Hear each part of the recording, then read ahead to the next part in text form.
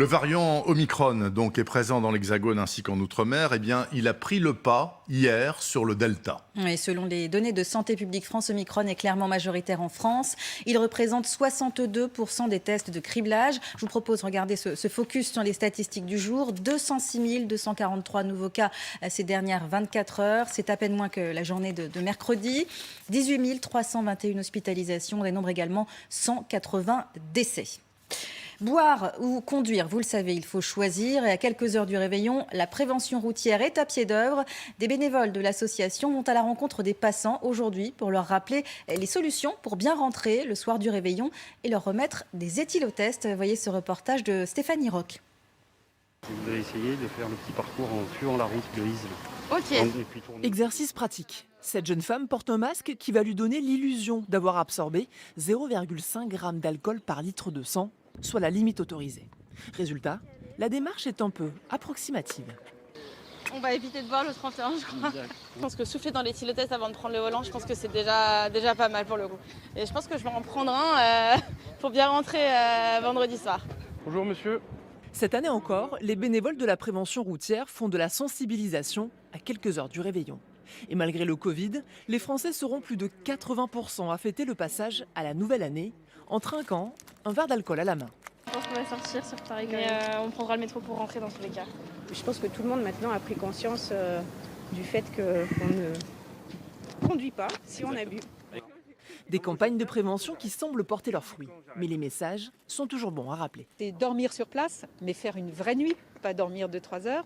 C'est désigner un capitaine de soirée, et ça, bien sûr, on le désigne en début de soirée et pas à la fin. Et puis, il y a aussi la possibilité de se tester grâce à un éthylotest. D'après l'étude menée par la prévention routière, à peine plus du tiers des Français ont prévu un plan B pour éviter de prendre la route après un réveillon trop arrosé. Et la propagation du Covid, en tout cas, a pris tant d'importance ces dernières semaines qu'elle a pris le pas sur l'actualité politique. Oui, elles seront pourtant nombreuses, ces personnalités politiques, à présenter leurs vœux aux Français, a fortiori à la veille de la présidentielle. Particulièrement attendus, les vœux du président Macron, les derniers de son quinquennat. Et les précisions d'Hubert Coster. En 2020, au cours de ses vœux, Emmanuel Macron évoquait une fin probable de la crise sanitaire. Les premiers mois de l'année seront difficiles. Et au moins jusqu'au printemps, l'épidémie pèsera encore beaucoup sur la vie de notre pays. L'espoir vit dans la liberté que nous retrouverons. Un chef de l'État un peu trop optimiste sur ce point. Un an après, en pleine 5e vague, le contexte de l'épidémie sera à nouveau au cœur de son allocution. Mais pas seulement, l'Élysée assure qu'il parlera des réussites de 2020, mais aussi des défis à venir, ainsi que de la présidence de l'UE, qui commence le 1er janvier pour 6 mois. 2022 est aussi l'année de l'élection présidentielle.